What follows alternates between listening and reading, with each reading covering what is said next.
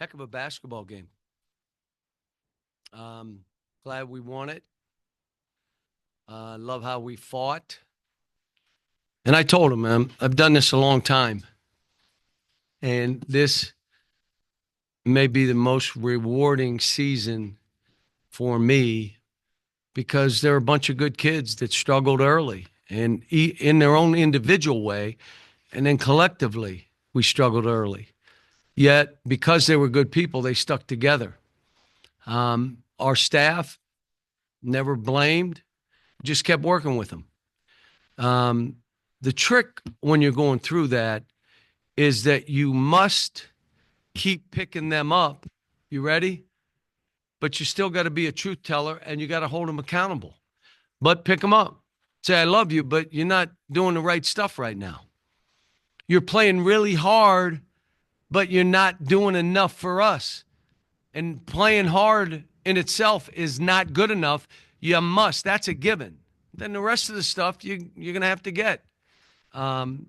So happy for Jonas. It's been hard. He had an operation. He was out 4 months. He's only now coming back. So happy for TB in the second half. But why was I upset? And I kept going down to him. You can't get 2 fouls reaching in. It's not a touchdown. It's 2 points. You get 2 fouls. I can't put you in because we can't win if I can't use you in the second half. Great lesson. Glad we learned it and still won. Thought Billy was great. Last block, win a game. Made shots. DJ made that step back 3 and free throws. And, we did what we had to do. Look, they're really good. They're a top 25 team. They're really good. And we got out. They miss a shot, and we rebound it, and we win the game. But they're good. Questions? 7 wins in SEC play should be good enough to get in. You finished the regular season with 8. Do you feel as though you've done enough to get into the NCAA tournament? The committee will make a decision. So you get out ahead of yourself. We just got to keep trying to get better. They told me we have South Carolina who beat us. They were up 40. No, literally. They were up 40. And that's who we got to play in the tournament. So let's just worry about that. The other stuff will take care of itself. We talked about it. Look, I said this before. There are going to be stretches in this league where teams are going to lose 3, 4, 5 in a row. You're going to lose 5 or 6. You're going to lose 4 or 5. Can you keep your team together? We lost 5 in a row. And all I talked about, we just got to stick together. We'll be fine. And so now we're still standing. We're playing pretty good. We end up shooting again over 50% from the 2. We did some good stuff. Jonas makes us different. Billy makes us different. Carter didn't play as well today, but okay. I thought in the first half, Z did pretty good. In the second half, just got pushed around and couldn't come up with the ball. But we're okay if it's 2 because we only got 7. And ready for this? The rent's still due. So 2 go down, you can play with 5. 3 or 4 don't show, you're not winning. It's done. That's it. And that's why I said it's their responsibility to get yourself in a great frame of mind. Do you know what I did for 2 days? We practiced at noon on Thursday and 11 o'clock yesterday. We had an early breakfast yesterday and stretched. Why did I do that? So we could come in today and I don't have any regrets. We did everything we could. So these kids responded to it. You guys had 21 assists today. That's the most you've had in SEC play. Just how important is that to get to that number and just what was working in that department? Hold the team to 40% and put it on the board every week. 30% from the 3, plus 5 rebounds, 25 deflections, which means you're being active on defense, and 20 assists. You're going to win 90% of the games, 99. So let's just get these numbers. What we have the added thing is we block shots. We block shots. We had 7 today. I believe. Yes.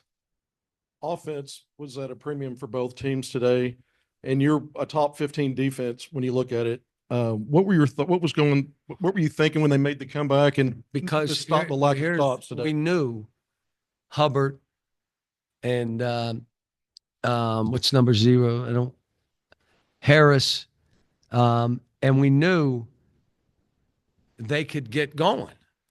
So with a team that's willing to shoot 32 threes and someone gets going, which is what they did. They made 3, 3, 3, and all of a sudden you're looking around like, what? We turn a bad turnover for no reason.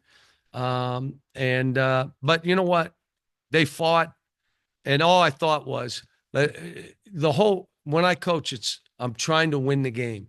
The other thing doesn't work in my mind until the game's over. The horn sound, we lost. But the whole time is, how do I win this game? How do I help the kids? Who should be in the game? What gives us the best chance of winning this? We're down 4. How do we win this game? And so that's all I was thinking.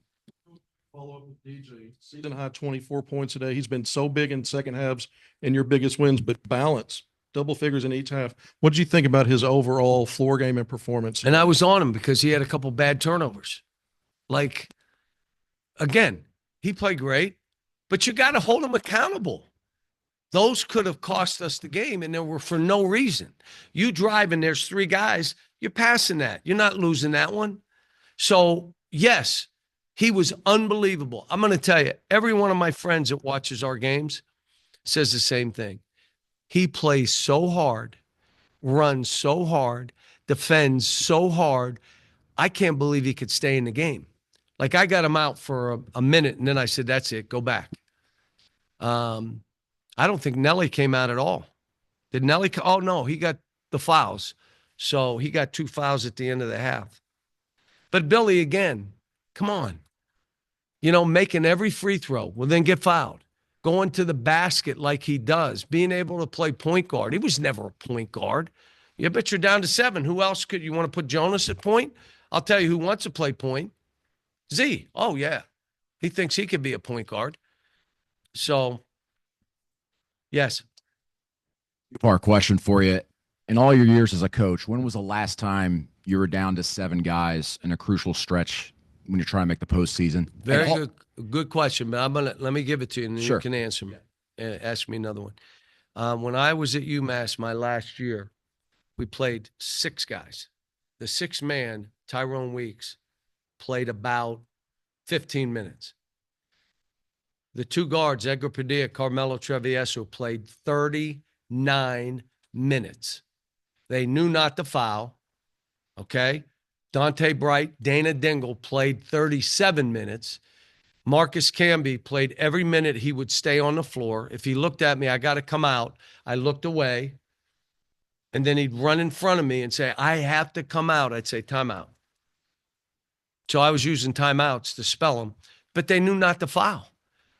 If I look back, I don't think we were in foul trouble most of the year, but I played 6 guys. I'll tell you, that may have been the happiest team I've ever coached. 6 guys were so happy they're playing every minute. These 7 should be happy. You're going to play. Go play well. You want to play more? Play well. Every coach learns something, obviously, that you get better doing so. What have you learned about yourself as a coach this year and dealing with all this? Look, what I kept telling myself was, forget about what you've done in the past. Just coach this team, because that could be an anchor around your neck. Like, the least amount of games we've won in this league that I've coached in the league has been 8. So in the COVID year and this year, 8. But the league wasn't the same. So I can't judge all that. For us to get to 8, would you say this team accomplished a lot? Would you say? So that means we were 0-5. So that means we were 8-5 to finish the year in this league. And we lost to the one team by a couple. We lost to the 2 team by a couple. We lost to Texas A&M. What really are we? Here's what we know. We can lose to anybody. We can beat anybody. So what do you want to do? You can be miserable or win the game. And part of that is they got to make plays both on defense and offense. Billy Richmond blocked that shot. DJ made that. We got to play inside, and he made 1 free throw. That was enough. That was enough. So hope that answered it. Yeah. 2 really significant wins to close out the season in conference play after the What's loss. that? Just 2 really significant wins against the SEC to close out the season after the loss at South Carolina. What type of resilience did you see from your guys to flush that loss out and immediately go pick these wins up? That basically, I said what you said, flush it. I didn't watch the tape, and I told him I didn't. You know why? That wasn't my team. We were 17, missed free throws, missed 1-footers, missed this, couldn't guard, got pushed, got this. We were down 40. That was not my team, so I'm not watching the tape. In his last 4 games, 3 double-digit scoring efforts, 2 double-doubles. How important is it for him to step up while the dude has been out rolling into SEC? Again, his battle, DJ's battle, all of them, their battle is with themselves, not the other team. When the raindrop hits, and it hits, you go down or you just say, come on, give me some rain. And these guys early, when the raindrop hit, head went down and couldn't get to the next play. Just next, forget it, flush it, go. And TB, the battle he has is with himself, not with me, not with the team, not an opponent. And I'm so proud of him because he's been through a lot now. Even before I got here, he's been through a ton. And he's responded, and he's done it with a smile. So, but all of them, I mean, you know, doing this today, they get the rest of today off. They get tomorrow off. We practice Monday and travel Monday. And then we play Tuesday at noon.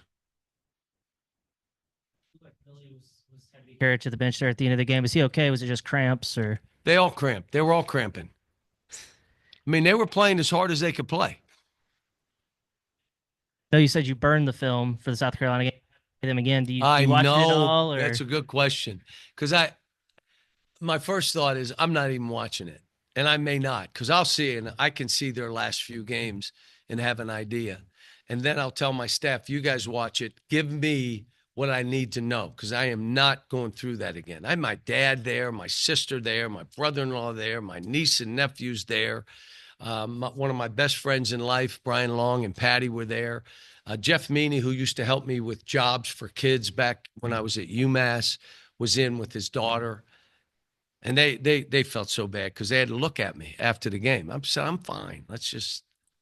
So yeah, and I've told you, South Carolina is a good team. And if we're going to try to win that game, we're going to have to show up and play. So, folks, thanks. Appreciate you.